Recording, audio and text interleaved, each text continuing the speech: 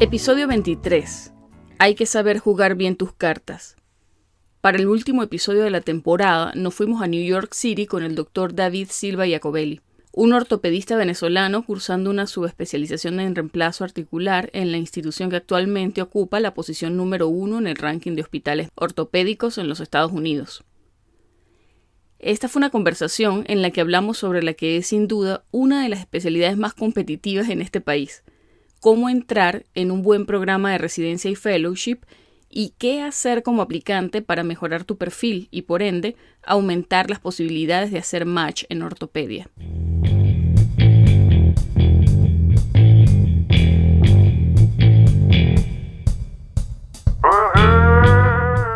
Estás escuchando Pluripotenciales, el podcast de la doctora Sheila Toro. Forma parte de una comunidad médica en la que se exalta cooperación en lugar de competencia y escucha voces auténticas que relatan historias de resiliencia, perseverancia y reinvención.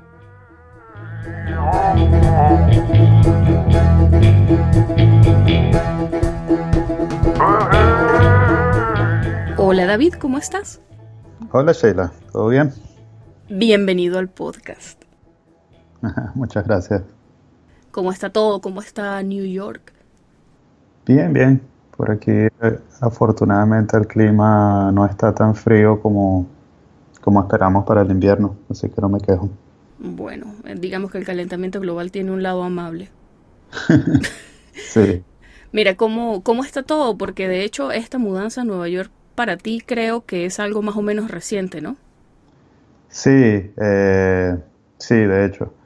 Yo he estado en distintos estados, distintas ciudades de Estados Unidos desde que llegué aquí. Nueva York es la última, llevo aquí más o menos 6 meses. ¿Y cómo te ha parecido hasta ahora? ¿Cómo vas con el ruido, los edificios? Bueno, se parece un poco a Chicago, que era donde estabas antes, pero yo tengo que reconocer que yo encontré ciertas cosas diferentes. Por ejemplo, que hay mucho sucio en la calle. Yo no me lo esperaba, pero bueno, supongo que... Sí, bueno, primero yo pensaba que me iba a gustar Chicago más que Nueva York, después de haber vivido 5 años allá haciendo el posgrado. Pero cuando llegué a Nueva York y pasé como el primer mes aquí, empecé a darme cuenta de todas las cosas que hay, es súper diverso, en cualquier esquina consigues cualquier cosa literalmente. Me encantó. Y de paso que tienen el metro que funciona increíble. Yo aquí no uso carro y no extraño el carro. Bueno, extraño el carro porque me gustan los carros, pero eso es distinto. Pero no extraño el carro como medio de transporte. Sí, claro. Y bueno, hay de todo y está abierto todo hasta tarde. O sea, hay cosas que yo una vez tuve una mini emergencia y en un kiosquito de periódicos a las 4 de la mañana encontré un antialérgico en Nueva York. Tal cual. Entonces eso, bueno, es una nota. Aquí consigues todo a cualquier hora.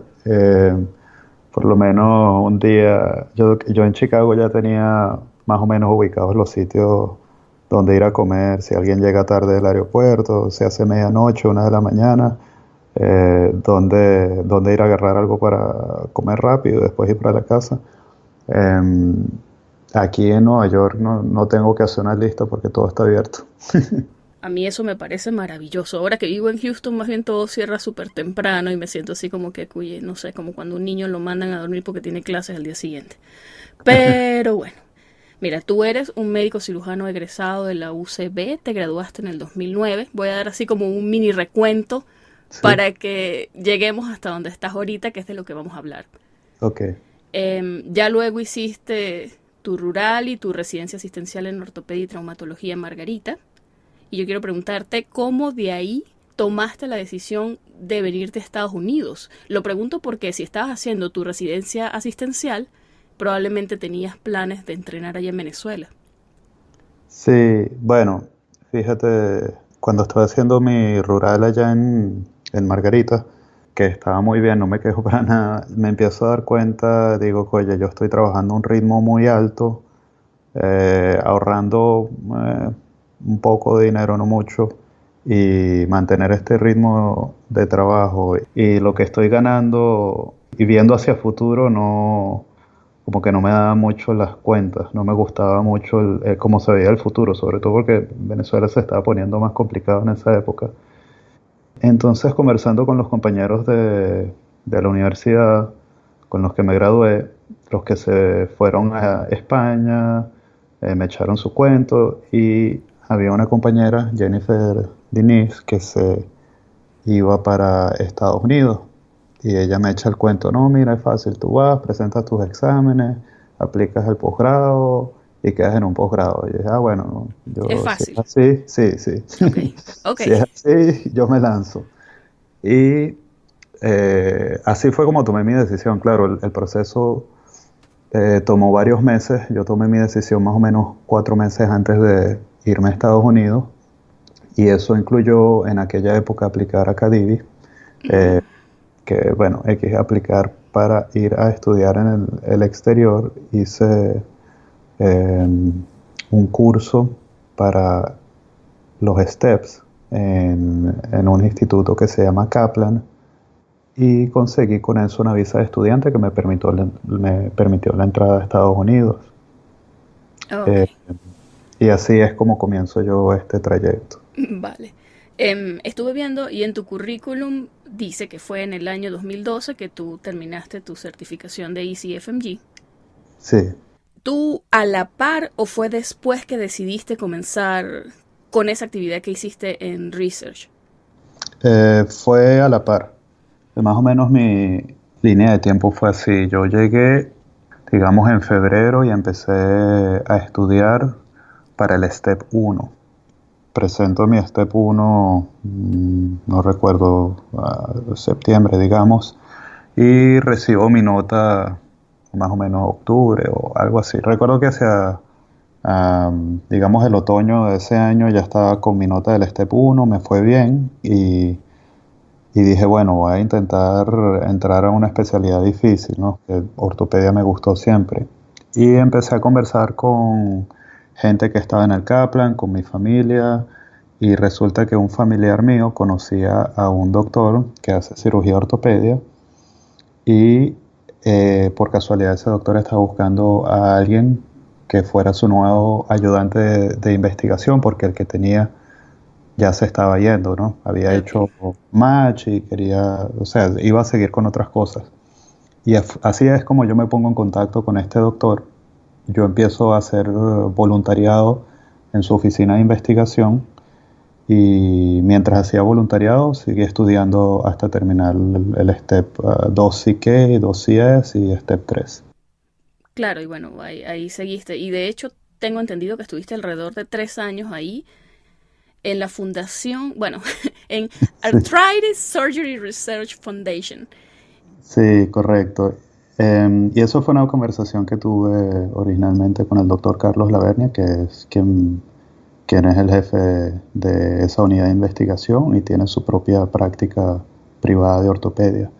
Cuando yo hablé con Carlos, él me dice, mira, para yo considerar contratar a alguien, necesito a alguien que se comprometa a estar conmigo por lo menos 2 años.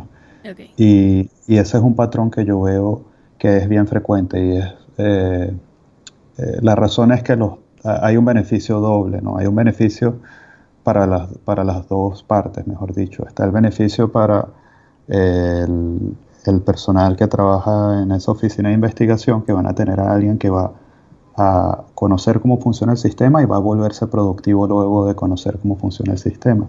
Y para la persona que va a investigar, en este caso yo, tiene el beneficio de que ya a los 2 años se supone que has producido algo que permite mejorar el currículo. Entonces, la conversación inicial siempre fue que yo por lo menos iba a estar ahí 2 años y pues me comprometí con eso y pues por el otro lado también hubo muy buen feedback y buen apoyo para que yo lograra hacer mi investigación, conocer a la gente en el medio de la ortopedia y eventualmente aplicar al posgrado.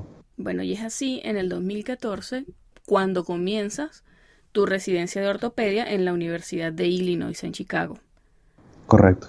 ¿Cómo te fue? ¿Cómo te fue en ese proceso? ¿Cómo te fue? Porque entiendo que especialmente ortopedia puede ser difícil para uno como IMG hacer networking, que te tomen de alguna manera en cuenta.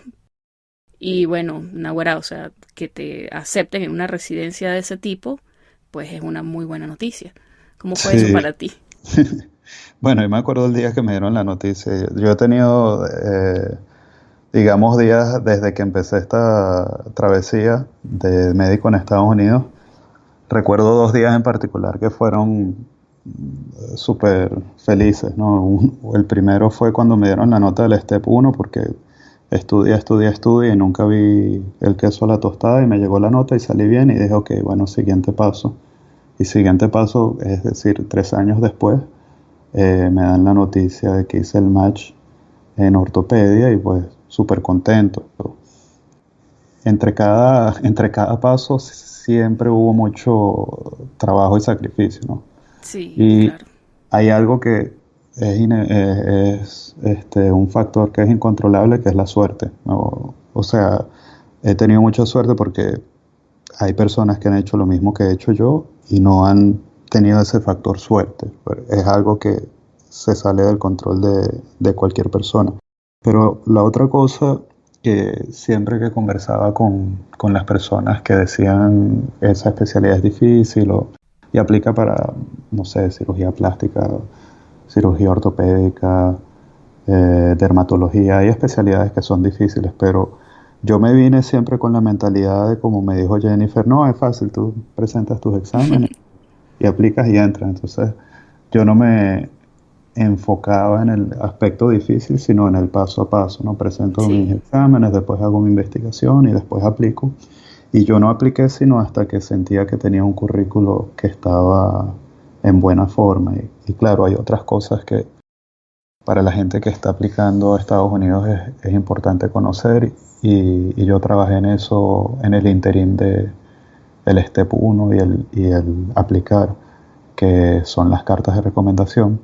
ujú, Siempre es muy importante que sean de Estados Unidos y más importante aún si son de jefe de cátedra, que es lo que llaman aquí chairman, o si es de jefe de servicio, que es lo que llaman el program director, o jefe de posgrado, digamos, el program director, mejor dicho. Creo que jefe de servicio y jefe de cátedra es lo mismo, ¿no? Un chairman. Si tienes una carta de un chairman o de un program director de ortopedia, tiene peso. sí, claro. Bueno, porque es que al fin de cuentas una carta de recomendación es alguien conocido diciéndote que está, sabes, endorsándote de alguna manera, diciendo, bueno, yo respondo por este chamo es bueno, denle la Exacto. oportunidad. Y pues, mientras más conocido sea esa persona que te recomienda, pues más fuerte, digamos, es la carta de recomendación y es tu aplicación. Sí, correcto. Sí, mira, y la residencia en sí, el programa de UIC, ¿qué tal es? Para mí fue una experiencia buenísima. Me di cuenta cuando llegué, primero, creo que es el único, bueno, el único que yo conozca, posgrado de ortopedia que sea tan diverso. Ortopedia en Estados Unidos, como las especialidades difíciles, tienen fama de no aceptar médicos internacionales con mucha frecuencia. O sea, el perfil de la gente que va a esos sitios son graduados de escuelas de medicina de Estados Unidos, que han estado en lo que ellos llaman AOA, o sea, que tienen Sí, credenciales que vienen de la escuela de medicina y que tienen como mucho apoyo dentro de su propio sistema de medicina y mucho éxito también dentro de sí, su... bueno, una lista de honores. Exacto. Entonces, cuando entré a UIC, que le llamamos UIC, University of Illinois at Chicago, en UIC me doy cuenta, estoy con un corresidente que es libanés, otros residentes de años mayores de Brasil, de India y por supuesto residentes de Estados Unidos, pero mucha diversidad y es una característica del posgrado que el chairman ha estado buscando por años y pues él nos evalúa por igual cuando ve un aplicante de Estados Unidos o un aplicante internacional, nos evalúa por igual fuera de donde vinimos de la escuela de medicina, pues Qué genial. viendo, sí, Y una y rareza. es muy, muy raro, así que el doctor Mark González Siempre le doy las gracias. Y el doctor Alfonso Mejía, que es el Program Director de allá. Claro, ellos son también, aunque son abiertos, ellos son muy... ellos les gusta ver números y les gusta ver productividad, no sé cómo decirlo. Pues ellos cuando empiezan a revisar la aplicación son hasta muy estrictos, porque digo, hay candidatos buenos que quizás en los steps no salieron tan bien, pero son muy buenos clínicamente, pero ellos ven mucho los números. Bueno, pero es que digamos que esa es la forma objetiva que tienen de evaluarnos.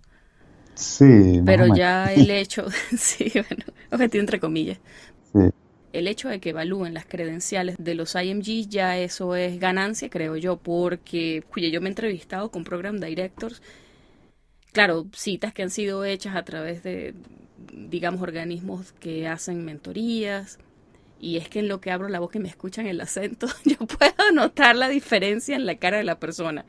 Y me han dicho a veces de entrada, miren, en el programa no aceptamos, no hacemos sponsor de visa y no aceptamos IMGs.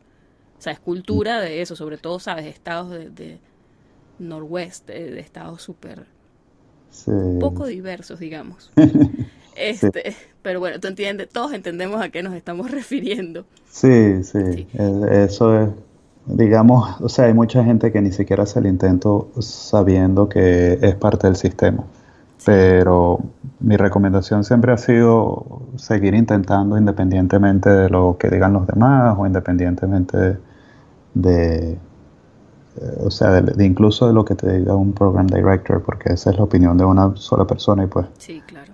cada quien tiene derecho a opinar y pues también nosotros tenemos derecho a echarle pichón. Claro, y bueno, tu caso y el caso de otros doctores que le ha ido buenísimo es prueba de que de hecho pasa, o sea, de que esas excepciones suceden y los IMGs de hecho pueden entrenar en esos programas. Así que bueno, Sí, sí. Y, gracias por eso, por demostrarnos que es posible. Mira, ¿cómo ha sido tu experiencia ahora en el Hospital for Special Surgery donde estás en New York? Porque sé que estás haciendo un fellow en reemplazo articulares. sí. Y bueno, eso también es un fellow que es súper buscado, es una especialidad que es súper demandada, digamos. Bueno, si supieras, hace como 10 años, digamos, cuando me vine a Estados Unidos, la especialidad de reemplazo de cadera y rodilla o reemplazos articulares no tenía tanta demanda, pero con los años la En demanda ha venido serio. subiendo. Yo pensé Entonces, que eso era algo que era natural de toda la vida, ¿sabes? Mm, pues yo, no sé, a mí me gustó cuando yo lo vi al comienzo y hice investigación en eso y pues estaba ya como sesgado. Ok. Y a pesar de que en la residencia intenté, vamos a ver, cirugía de columna, cirugía de trauma como tal, ¿no? Porque nosotros en Venezuela llamamos traumatología a toda ortopedia. Aquí la traumatología como tal es una subespecialización dentro de la ortopedia. Pero nada, me terminó gustando reemplazos y pues apliqué. Tuve suerte porque me ayudó el research que hice en su momento. Me ayudaron las cartas de recomendación y pues vine para acá y aquí en Nueva York. Este programa en particular, a nivel de fellowship, sí es diverso. Estando aquí he conocido exalumnos del programa de otros países, Italia, Venezuela, no sé, países del Medio Oriente, Puerto Rico. Pues han habido varios fellows e incluso, sí, incluso residentes.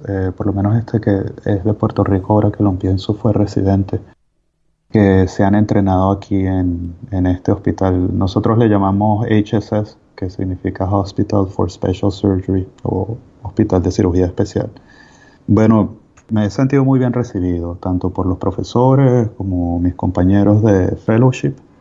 Es un espacio bien diverso. Hay profesores de Argentina. De hecho, hay un profesor que tiene aquí 50 años como Ok. cirujano. Y bueno, me sorprende la cantidad de gente que habla español en el quirófano. Eso Oh, lo hubiese esperado. eso sí no me lo esperaba. Sí, sí. Igual me pasó en Chicago, no me lo esperaba. O sea, en Chicago quizás no tanto en quirófano. En Chicago me di cuenta que, bueno, hay mucho personal internacional en la parte de enfermería, técnicos quirúrgicos. de Filipinas, en particular en Chicago, es una gran población, y algunos de habla hispana, pero wow, aquí en Nueva York la cantidad de gente de República Dominicana y Puerto Rico que trabajan en quirófano, o sea, al punto que pone a Héctor Lavoe ¡Oh, cuando estamos qué ahí en quirófano. nivel! Sí, Mira, ahora que imagínate. dices eso, sabes que yo de hecho escuché hace poco una entrevista de un podcast de NPR que se llama Latino USA y Ok. están entrevistando a quien toda la vida para mí ha sido Rubén Blades y lo presentan como Rubén Blades. Y yo, ¿what? Sí, resulta que Rubén Blades no es Rubén Blades, es Rubén Blades porque su abuelo era inglés y el apellido Mira, viene de sabía inglés. eso. Pues yo tampoco, por eso Ah, fue para mí como que náguara. Y bueno, Héctor Lavoe, digo, Héctor Lavoe, Rubén Blades, gente de la Fania, y bueno, sí, mi sí. papá es fan y yo soy fan by proxy. Así que bueno, en fin. Mira, te pregunto por las residencias, porque Ujú. cuando estábamos hablando, sabes, planificar esta entrevista, tú fuiste súper enfático en que cada residencia es diferente. Y yo quiero preguntarte, ¿a qué te refieres? ¿Diferente de qué manera? Bueno, te puedo hablar de UIC donde yo estuve. Para nosotros el ambiente de trabajo era súper jocoso y nos encantaba echar broma, incluso con los attending. Claro, hay attending serios como en todos lados y hay niveles de echadera de broma, pero en general nuestro programa tenía la tradición de todos los residentes tenían como el hábito de decir siempre las mismas frases cuando las cosas están yendo bien o cuando están yendo mal o distintas situaciones, pero se convertía como en un chiste interno, ¿no? Entonces Ok. llegaba, uno comenzaba el día y había un attendant que todos los días llegaba y decía, what a great day, what a great day, ¿no? Qué día tan bueno, qué día tan bueno. Y todo el mundo ya empezaba con un buen día y después preguntaban, ¿cómo te fue en el caso? Real good, ¿no? Muy bien. Y al rato, ¿y cómo va la clínica? Real good. Y entonces teníamos esa frase que todo el tiempo nos repetíamos. Y venían de los attending, ¿no? Venían de los adjuntos hacia los residentes y pues los residentes perpetuaban eso. Y a mí me encantó al punto que donde estoy aquí en HSS, ahí tengo los cofelos diciendo real good y las frases que me traje de la residencia. Bueno, es que los chistes internos crean sentido de comunidad. Sí, tal cual. Y a mí eso me encantó, pero me pongo a conversar durante los años que hice residencia y ahora que estoy con los cofelos aquí en HSS, cómo les fue a ellos. Y aquí hay una figura que llaman residencia me refiero a posgrado, residencias malignas. Sí, tú me dijiste, de hecho, confieso que fue la primera vez que lo escuché y ya desde ese día para acá he hablado con muchísima gente al respecto. Ahorita que todo el mundo sabía que eso existía, menos yo. Lo cual Bueno, es una vergüenza, pero bueno. no, no, pero es bueno que no te hayas enterado si no tuviste que vivirlo. Ah, Eh, bueno, yo creo que yo no me enteré porque yo asumí que eso era lo normal en un posgrado de ortopedia. Así no, que, bueno, es variable. Yo sí. tengo aquí los cofellows que me dicen, mira, a mí porque interrumpía y decía la respuesta correcta durante la revista, ¿sabes? Esa típica cosa que uno es el R1 y le hace una pregunta al R3 y el R3 no responde y uno como ingenuo R1 lo responde y responde correcto, ¿no? Sí, Y sí. entonces el R3 llega y le dice al R1, mira, por haberme interrumpido en la revista, mañana me tienes que dar una presentación de tal cosa. Digo, pero si estamos todo el día en quirófano hasta las 10 de la noche, bueno, mañana me tienes que dar la presentación. O sea, ese tipo de castigos y cosas así, Sí. que uno las conoce y en Venezuela también son bien frecuentes. Aquí no son tan frecuentes.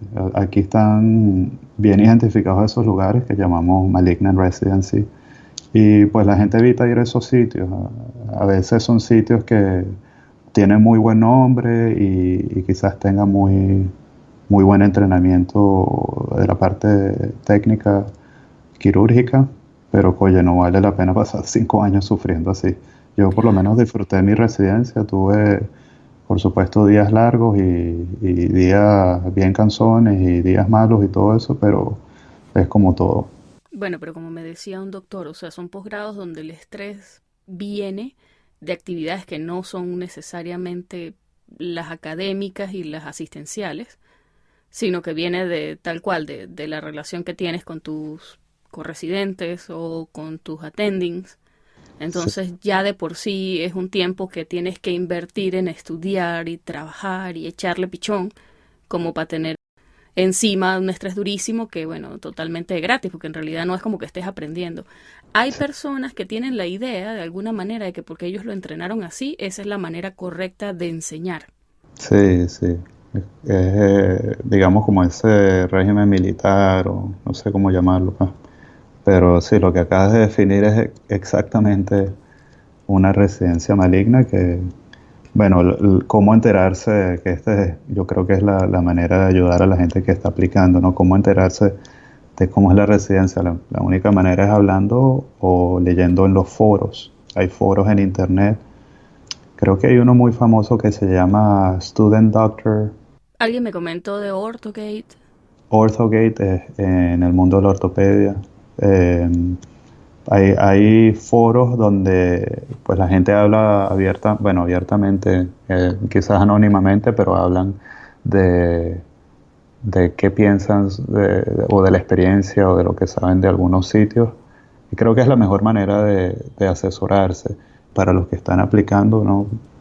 Con mucho éxito en sus aplicaciones. Si van a sus entrevistas, conversar con los residentes y conversar con los mismos candidatos que se están entrevistando, porque, o sea, es raro que haya una residencia maligna donde los residentes vayan a poner una cara que diga, no, sí, aquí todo está perfecto y tal. Uno empieza a ver como lo que llaman los red flags, ¿no? Aquella Ujú. roja. Mira, no, sí, bueno, aquí normalmente salimos todos los días a medianoche del trabajo y hay que estar aquí a las 5 de la mañana al día siguiente y a veces las reglas de los horarios no se cumplen. Y, sabes que el problema no es la cantidad de trabajo, sino también la calidad.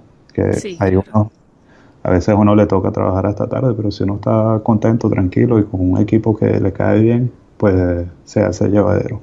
Bueno, lo que tú dices, reglas, porque de hecho está arreglado que tantas horas se supone que una persona debe estar, no sé, de guardia o trabajo Y continuo, porque sabemos que a más tiempo, digamos, eso es más cansancio y eso va en detrimento de la atención que de hecho se le da al paciente y de la calidad del trabajo que se hace. sí, sí. Creo que esas reglas comenzaron aquí en Nueva York, si supiera. Alguien me echó ese cuento. Sí, se me ocurre, Nueva York es pionera en lo que sea, bueno, hasta en salsa. Pues sí. Así que bueno, es una nota de ciudad. Sí, Bueno, lo que pasa es que a veces, como IMGs, yo siento que uno quizás no tiene tantas opciones. Y si de hecho tienes y te dan una entrevista en un sitio de estos sitios que tú llamas posgrados malignos, supongo que a veces uno se siente de alguna manera igual empujado a cuye, ranquearlos, porque sí, peor es nada, pues. sí, sí. También esa es una situación que hay que evaluar muy bien. Yo lo digo abiertamente, cuando fui a entrevistarme para ortopedia, aquí todo el mundo le dan 10 entrevistas o algo así. Yo tuve 5 entrevistas y de esas, pues 3 fue gracias a la gente que conocí mientras hice investigación y 2 que me salieron de sorpresa, que no me las esperaba. Y bueno, digamos que de esos sitios habían unos sitios malignos y yo decía, bueno, poniendo esto en una balanza, ¿cuál es mi meta cuando me vine a hacer posgrado? Pues si Claro. me toca ir a hacer posgrado en uno de estos sitios, pues lo tomo. Ahora, si está una persona en una posición donde tiene 12 entrevistas y uno o dos de esos programas son malignos, pueden arriesgarse a no ponerlos en el rank cuando les toque hacer su lista, pues.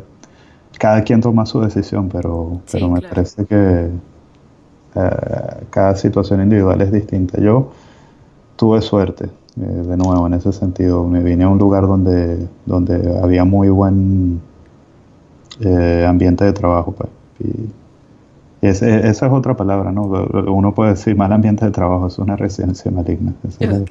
Sí, hints que te dan como pistas acerca de... Sin embargo, bueno, como tú dices, la gente normalmente no habla abiertamente de esto, al menos no de forma que no sea de forma anónima. Sí, sobre todo tratando de dar nombres de cuál lugar y tal, porque es delicado. Y lo otro, también, digamos, siendo el abogado del diablo. Lo otro es que quizás las residencias cambian con el tiempo. Entonces, como hay tantas reglas y hay organismos que vigilan que estas reglas se cumplan, si reportan una residencia y no hacen cambios, pueden llegar a cerrarla. Sí. Y entonces les toca a la gente que está en la dirección de la residencia hacer los cambios necesarios. Entonces, digamos, algo que era malo hace 5 años, quizás no es malo hoy día. O al menos no tanto, pues. No tanto. Mira, ¿qué otros tips nos puedes dar acerca de cómo escoger un buen sitio? Digo, aparte de notar el ambiente cuando vas a una entrevista, o aparte de ver que no están esas listas de residencias malignas. Sí. ¿Hay alguna otra manera? Bueno, si supieras, yo cuando me entrevisté para ortopedia, para la residencia, lo primero para mí, bueno, yo fui y yo iba encantado. Donde iba, yo quiero ser macho, yo me voy a donde sea. Y en ese momento no hice ninguna evaluación objetiva de los programas, como vi que los compañeros que tenía lo hicieron. Y entonces aprendí, cuando fui a hacer la entrevista para fellowship, qué cosas puede ver uno. Pero bueno, también uno que con qué criterio se pone uno a verle, como dicen, Exquisito. no se le ve a caballo regalado, no se le ve el colmillo. Ok. Bueno, ya ni me acuerdo cómo era la frase. Sí, es esa. Franco.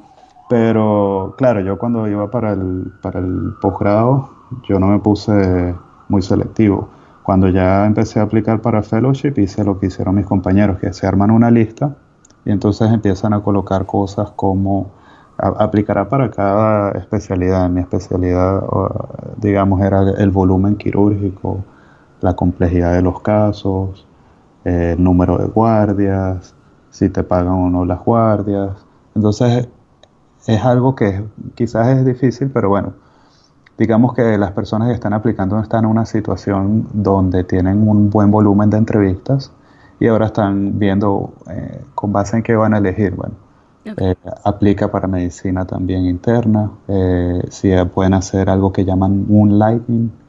Moonlighting significa que tomas guardias nocturnas en otros sitios y te pagan por eso. Hay programas que los permiten, hay programas que no. Okay. Para mí, en mi caso particular, yo tengo siempre que revisar si son sponsor de visa. Uh-huh. Y bueno, y el tipo de visa, pues hay visa de intercambio y visa de trabajo, que eso ya es otro cuento.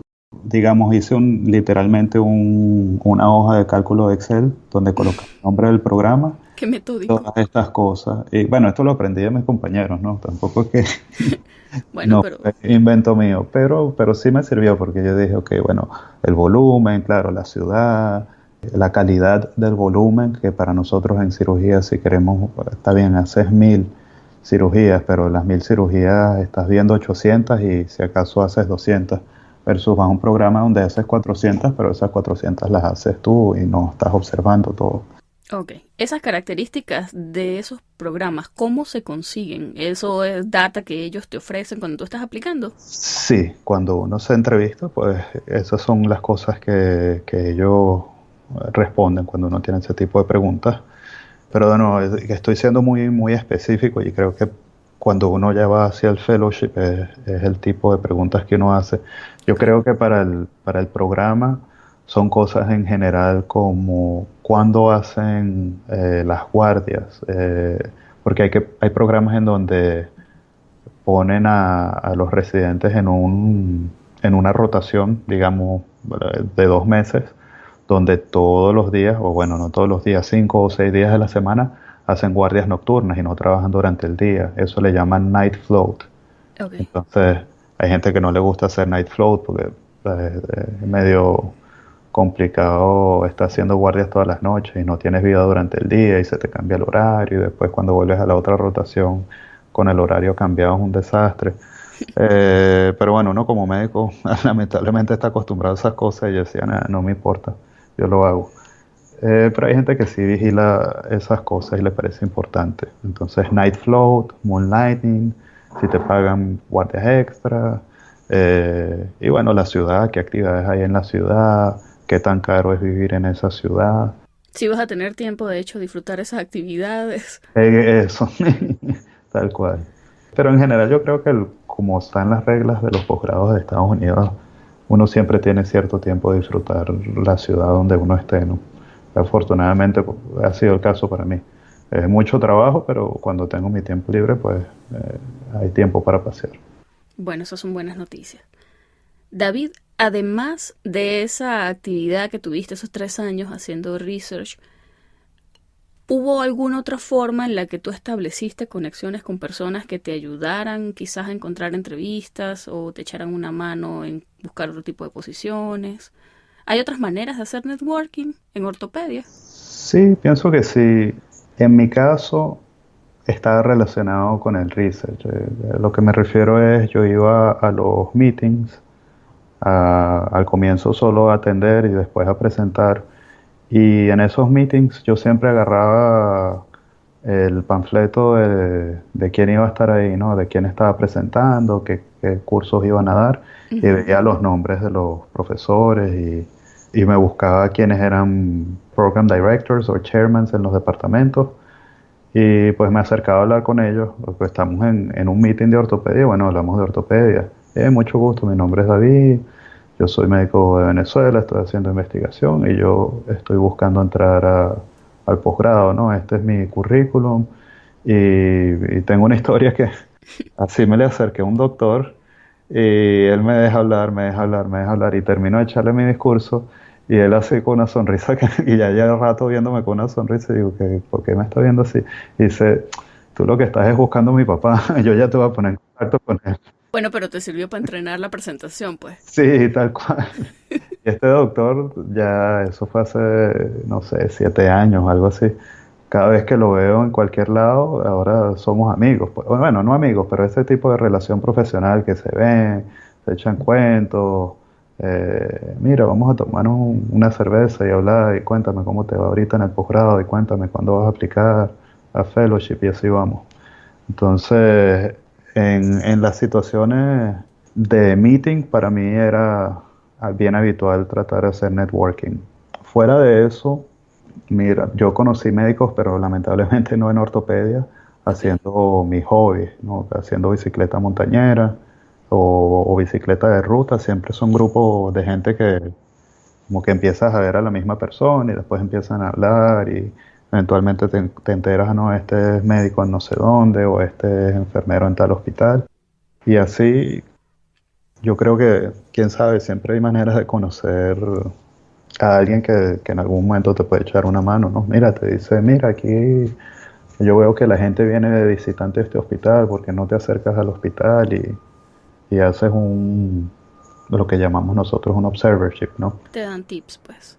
Sí, claro. Sí, no, bueno, y a mí me parece curioso que no hayas conocido ortopedistas haciendo bicicleta, porque yo te conté que yo he notado un patrón en los residentes de ortopedia y hay muchos que son deportistas, o sea, he visto gente que son corredores de pista, jugadores de soccer, jugadores de, bueno, cuanta cosa tú te puedas imaginar, deportistas y deportistas de alta competencia, gente que ha tenido becas en la universidad y gracias a eso estudia medicina. Y por Sí, alguna razón esa gente es atraída a ortopedia. Bueno, supongo que por medicina deportiva, que también está ligado. sí, yo creo que sí, sí es cierto. Yo he tenido muchos compañeros, o bueno, tuve compañeros ahí en UIC que eran deportistas durante el college. Ujú. Y bueno, teníamos a un residente que le decíamos el residente más fuerte del mundo, porque de verdad él hacía levantamiento olímpico de pesas Oh, y un antebrazo de él era como un muslo mío. y Eh, conseguía monos. ¿Dónde conseguían los scrubs? No sé cómo hacía, pero Ok. yo creo que se agarraba los XXL y todavía le quedaban pequeños en los brazos. Sí, es que yo he visto a la gente que es así, que se los enrolla y se los, ¿sabes? Hacia los hombros, lo cual hace que se vean aún más papeados Sí, y yo me sí. siento diminuta. Pero bueno. Y yo no Eh, soy diminuta, que es la parte curiosa.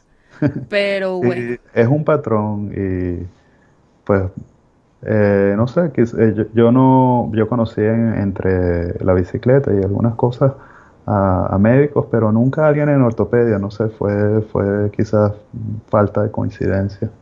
Ajá, ya hablamos acerca de cómo escoger un buen sitio y bueno, qué características tiene una cosa que se considere un buen programa.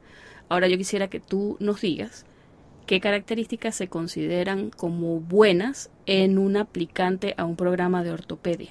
Te puedo decir el patrón que yo observé en los médicos internacionales que vi que tuvieron la oportunidad de hacer posgrado de ortopedia.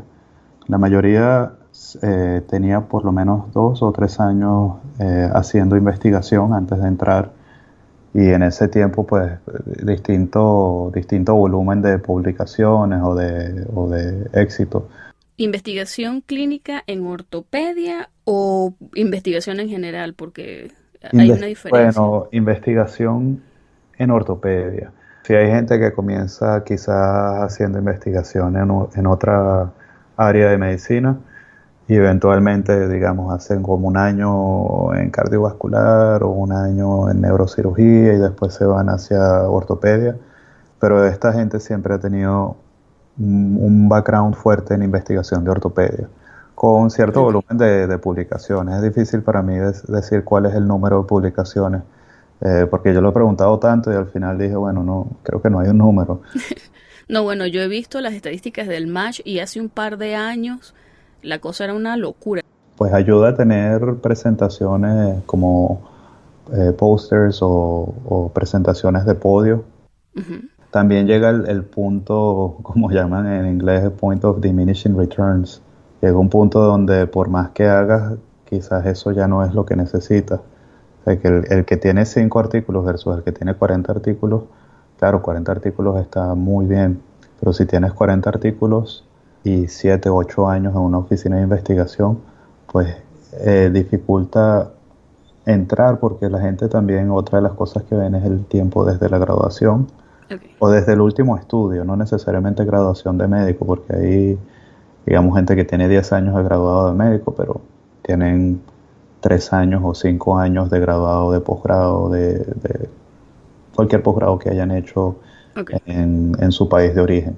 ¿Te refieres a posgrados clínicos o incluso cosas como maestrías o PhDs? Incluso maestría y PhD, aunque, no sé, yo creo que ella es la opinión personal del programa que está entrevistando, porque hay gente que dice, bueno, pero ¿y qué pasa con la habilidad clínica después de tantos años haciendo tal y tal cosa fuera de la medicina? Ok. Pero, o sea, tiene mérito. Hay cosas que tienen mérito y hay cosas que no tienen mérito. Y hacer un PhD, hacer un magíster en salud pública, hacer investigación tiene mérito. Ahora, otras cosas que mencioné, el tiempo desde que se graduó la persona hasta que está aplicando, las notas de los steps y las cartas de recomendación. Yo creo que es como aplica para todas las especialidades. En ortopedia en particular, pues yo pienso que la investigación debe ser del área. Y hay algo que siempre vi en estas personas que cuando yo estaba tratando de mejorar mi currículum, que era la constancia. Eh, Ujú. Algunos de ellos aplicaron 1 y 2 veces ortopedia o sea, 1 y 2 veces más antes de entrar, ¿no? O Oh, fallar ok. 1 y 2 veces. Pero la persistencia, el seguir trabajando por la misma meta, es algo que vi que era constante. Bueno, tiene sentido, digo. Eventualmente, si sigues insistiendo, las posibilidades aumentan de que tengas éxito, al menos en aplicaciones y ese tipo de cosas. Si no tiras la toalla, porque sí puede ser bien desmotivador cuye aplicar a un ciclo de match y no tener ninguna oferta. Sí, sí, es algo que... Y por eso es que hay que saber jugar bien las cartas, ¿no? Uno tiene que conocer cuando uno está empezando un proceso, a qué personas les puedo pedir ayuda para que me den una entrevista en un programa, y hacer más o menos un plan. Yo voy a pasar aquí un periodo de tiempo, en este lugar voy a obtener carta de recomendación, quizás algún contacto para un observership, quizás alguna oferta de entrevista en este mismo sitio, en algún sitio donde esta gente conoce y me pueden recomendar. Y también ser claro con la persona con la que uno iría a trabajar, porque sí, me imagino que existen los escenarios donde te ofrecen mucho y al final no entregan, pero no sé, yo creo que la gente suele ser suficientemente sincera como para poner en claro, mira, yo solo necesito a alguien que venga a trabajar acá para hacer investigación, yo no te puedo garantizar nada de esto, versus, mira, aunque yo no tengo mucha palanca, yo voy a hacer todo lo posible y te voy a ayudar. Entonces están las dos situaciones, pues, yendo al Ok. sitio sabiendo que sí o que no hay chance de que me ayuden.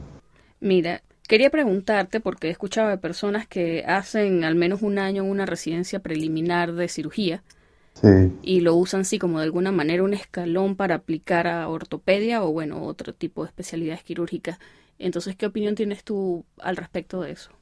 Bueno, cuando yo estaba aplicando, yo lo consideré, yo dije, voy a aplicar este año, si no quedo el año que viene, amplío a hacer preliminar de cirugía y ortopedia, o sea, aplico al posgrado de ortopedia y a preliminar de cirugía general. Y pregunté a muchas personas y tenía un feedback bien mixto. Habían personas que me decían, yo creo que eso no te va a ayudar porque solo te ayudaría para continuar tu carrera en cirugía general. Por el otro lado decían, bueno, te puede ayudar en el sentido que, digamos, hiciste un año, eso se considera internado, Ujú. es decir, se considera, completaste un año de prácticamente cualquier posgrado, no tan general, pero casi casi. Hiciste un año internado, eso significa que si en algún lugar del país se abre una posición de segundo año de ortopedia, tú llenaste el prerequisito. Es, es cierto, pero no es cierto, porque para ortopedia hay un prerequisito de unos meses de ortopedia como tal. Ok. No recuerdo si son 6 meses o es menos de 6 meses, pero entonces tenía un feedback mixto. Quizás hace más años era más común hacer el salto de internado de cirugía general a ortopedia porque hace años no existía un internado de ortopedia. Hace Ok. años era internado y después comenzaba segundo año de ortopedia. Hoy día el que entra a ortopedia, el primer año divide en mitad ortopedia y mitad otras cosas, cirugía, radiología, algunas cosas que no son pertinentes 100% para ortopedia, Ok. pero parte del sistema de educación. Entonces, no sé, yo no tengo un punto de vista así pro o en contra. Digamos que algo para considerar, si una persona está considerando un preliminar de cirugía general, que considere ir a un sitio, a un posgrado donde en esa universidad, en ese hospital haya ortopedia, que converse cuando esté en el proceso, quizás de aplicaciones como muy temprano, pero por lo menos Ok. de hacer el match, conversar con el chairman o el program director de cirugía general en donde hizo el match en preliminar y decir, mira, mi meta es ir a ortopedia, yo estoy haciendo este preliminar, yo quisiera que me ayudaran. Eso es lo que vi en dos personas, de hecho, dos venezolanos, hace varios años, digamos. Ok. Y entraron a cirugía general como preliminar, se pasaron a ortopedia. Y el otro entró a cirugía preliminar, después se hizo otro año de research y después entró a ortopedia. O sea que el proceso no suele ser una línea recta, a veces tiene algunos recovecos que hay que recorrer antes de llegar a la meta. ¿Cómo puede uno encontrar ese tipo de posiciones en research? ¿Es mejor hospitales grandes, es mejor hospitales pequeños, quizás una consulta privada? Buena pregunta. Yo en algún momento yo me hice como una lista de cosas que yo consideraba ideales para ir a hacer research a ese lugar. Número uno, un hospital que tenga un programa de ortopedia. Número dos, que ese programa haya escogido o haya tenido residentes internacionales en el pasado. Número tres, que esos residentes internacionales hayan de hecho venido o hayan sido aceptados luego de haber estado haciendo investigación en ese programa. Y bueno, número cuatro, que era para mí, que puedan ser sponsor de visa. Ok. Eh, Esas eran las líneas generales, ¿no? Entonces eso significa que son hospitales universitarios, la mayoría de estos sitios. Y bueno, no todas esas cosas fueron ciertas en donde yo hice investigación. Yo estaba en en un lugar que era privado, afiliado a una práctica privada. Sí eran sponsor de Visa, pero no tenían un programa de ortopedia. Pero sí tenían una historia de, digamos, en los últimos 10 años, por lo menos 2 o 3 personas que pasaron por ahí de un buen volumen, lograron entrar a ortopedia de una u otra manera. Okay. O sea, tenía cosas buenas y tenía cosas que no eran ideales, pero a mí me funcionó. Ahora, ¿cómo conseguir un sitio que tenga esas características? De nuevo, yo creo que los foros es algo que no está tan utilizado por los médicos internacionales. Yo aprendí de esto después de que ya había entrado a hacer investigación. Okay. Pero en los foros suelen poner publicaciones de donde están buscando gente para hacer lo que llaman Research Assistant, Okay. o Research Fellowship, o no sé qué otros nombres usan para eso, pero esos son como la... Research Coordinator o Research muchas cosas. Coordinator es un poco distinto, pienso yo, porque el Research Okay. Coordinator ya es como un trabajo donde tú no vas a ir allá a sacar un volumen de publicaciones para entrar o sea, para lograr una meta para entrar a un posgrado. El Okay. Research Coordinator suele ser un cargo donde tú te comprometes a hacer productivo el sitio. O sea, yo me siento aquí y yo empiezo a identificar dónde están los cuellos de botella que están haciendo que el proceso de investigación se ponga lento y cómo lo mejoramos, y entonces estoy pendiente, mira, tú tienes que darme esto, tú tienes que hacer aquello, Okay. empezar a producir. Ahora sí, puede que haya un Research Coordinator de ortopedia en un sitio que, bueno, te metes ahí un par de años y haces tus publicaciones y entras a posgrado y bueno, chao. Pero yo creo que Research Fellowship y Research Assistant son los puestos más típicos. Okay. Y bueno, ¿qué otras maneras? Tocando puertas en la ciudad donde la persona esté, meterse en internet, ver cuáles son los programas de ortopedia en los hospitales grandes con departamentos. Bueno, sigo hablando de ortopedia porque es lo que yo hice, pero aplica a cualquier especialidad. Y así he conocido gente que, bueno, se fue a un hospital de voluntario para hacer en la puerta y ahí aprendió que en ese hospital había investigación de cirugía de colon y después se metió de investigación de cirugía de colon y después hizo cirugía general y terminó haciendo fellowship de cirugía de colon en esa especialidad. Entonces, Okay. o digamos en ese hospital. Entonces ahí hay maneras, tocando puertas, revisando los foros, preguntando Y siendo salido. y siendo salido, sí. Tal cual. Okay. Esto ha sido casi una hora de muchísimos consejos, tips, así que lo agradezco, pero para cerrar, y bueno, supongo que de forma más general, porque de nuevo, o sea, me has dado muchísimos tips. ¿Qué consejo puedes darle tú a personas, bueno, digamos a aplicantes como nosotros, sobre todo a IMGs, que quieran entrar a una residencia de ortopedia en los Estados Unidos, siendo como son tan competitivas? Comienza por anotar ahí el nombre de la Universidad de Illinois, Ok. que con suerte seguirán siendo diversos Y simpáticos. y simpáticos. Bueno, el doctor González es medio toma un par de años para que aflojen una sonrisa, pero Bueno, él es eventualmente simpático. sí. Ok. Eh, yo diría nota alta en los steps, en todos los steps, por lo menos hasta el 2 CK. El 3, si lo tienes o no lo tienes, no es necesario. Ok. Pero notas altas en los steps, haber pasado el CS, el primer intento, las cartas de recomendación, como dije, médicos de Estados Unidos, preferiblemente un Program Director o un Chairman de ortopedia. Tener a alguien, en este caso fue Carlos Lavernia, con quien yo hice investigación, que le puedas pedir el favor de que llame para conseguirte una entrevista. Y pues ahí viene el asunto de dónde ir a hacer investigación. Pues idealmente en un sitio donde haya historia de que los que hicieron investigación entraron a un posgrado, o en el sitio o afuera, en otro lugar. Ok. Pero esa parte de tener como un mentor que te pueda apoyar en el futuro ayuda para cualquier especialidad.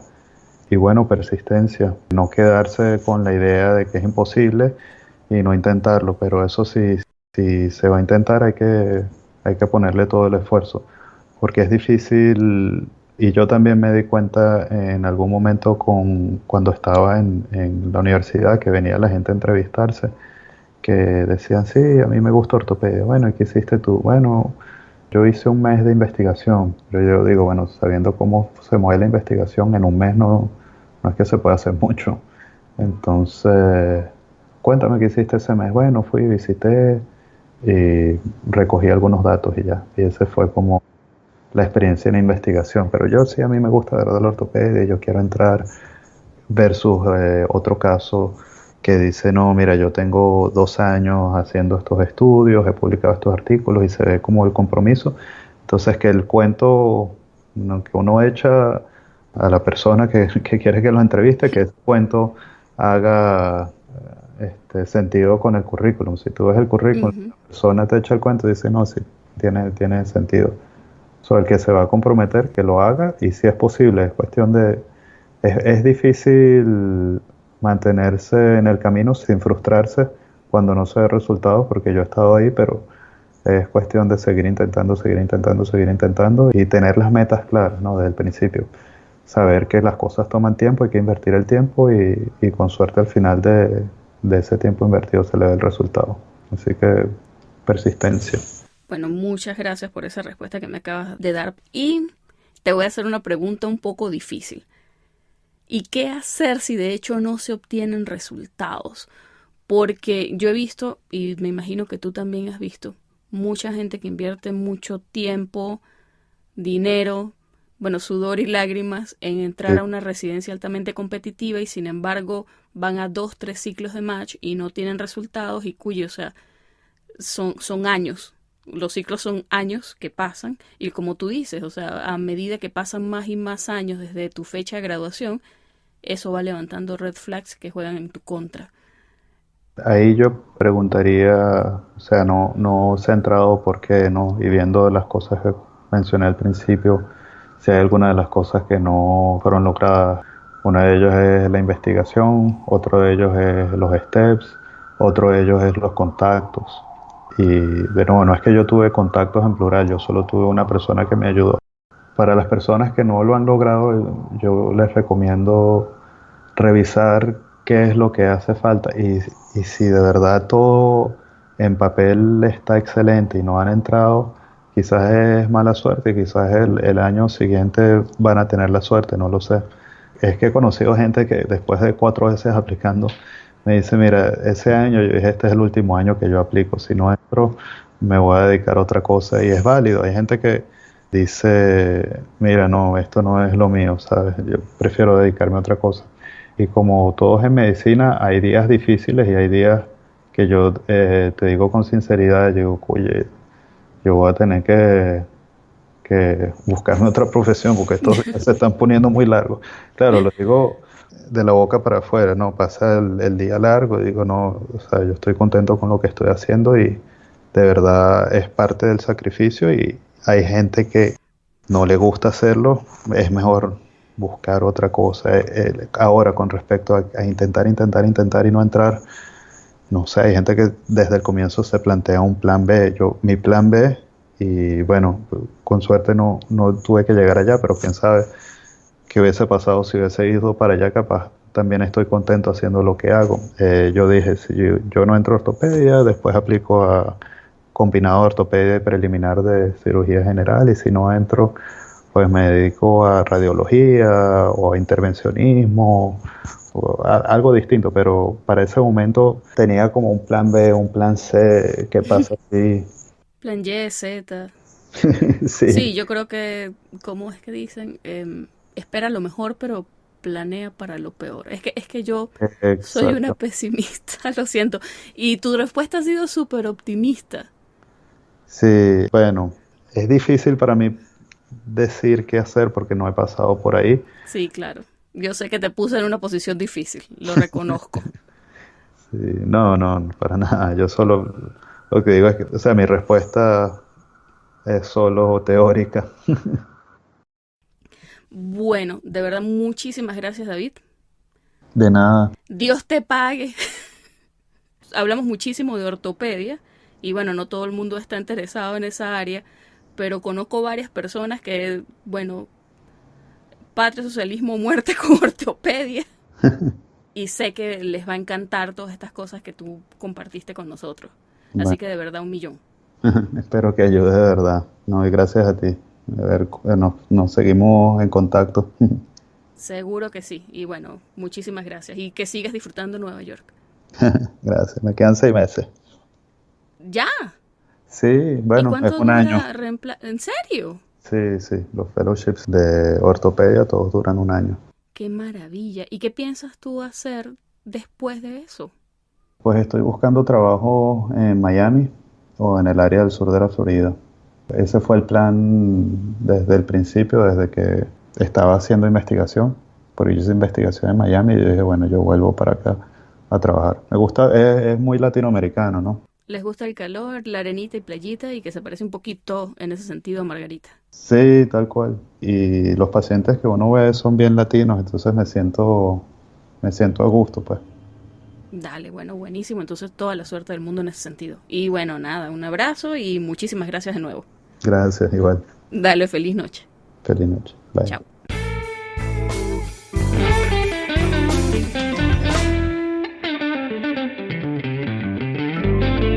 Esta fue la conversación que sostuve con el doctor David Silva Jacobelli desde New York City.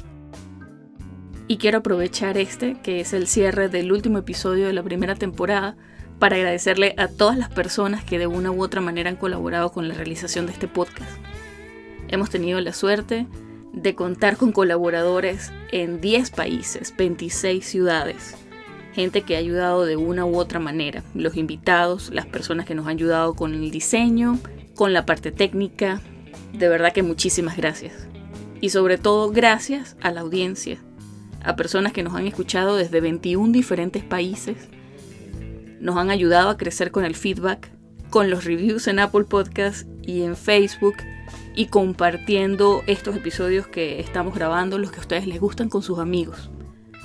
De verdad, muchísimas gracias por el apoyo, los comentarios que nos dejan, que son súper motivadores en las redes sociales. Definitivamente esto creció más allá de mis expectativas, así que me siento abrumada por la respuesta tan positiva que hemos tenido en todos lados. Ya saben cómo contactarme. En la página web están todos nuestros links de redes sociales, incluso un link que pueden usar para enviarnos mensajes por WhatsApp. Así que aquí estamos para ustedes. Aún no tengo fecha para la segunda temporada, pero ya estamos trabajando en eso. Apenas tenga una fecha probable de lanzamiento, lo voy a anunciar a través de las redes sociales. Así que bueno, seguimos en contacto por aquí. Al público en general y a los colegas que no están en este momento en los hospitales, ya saben, en la medida de lo posible, quédense en casa. A los colegas que están trabajando de frente en los hospitales, mi más sentido respeto. Muchas gracias por ese trabajo que hacen por el resto de nosotros y por dejar tan en alto el nombre de los médicos. Espero que pronto salgamos de esto. Es un camino que probablemente sea largo, pero definitivamente si nos mantenemos unidos es algo superable. Nos oímos pronto, ahora desde Mountain View en California, deseándoles, como siempre, el mayor de los éxitos a todos mis estimados colegas. Se despide Sheila Toro.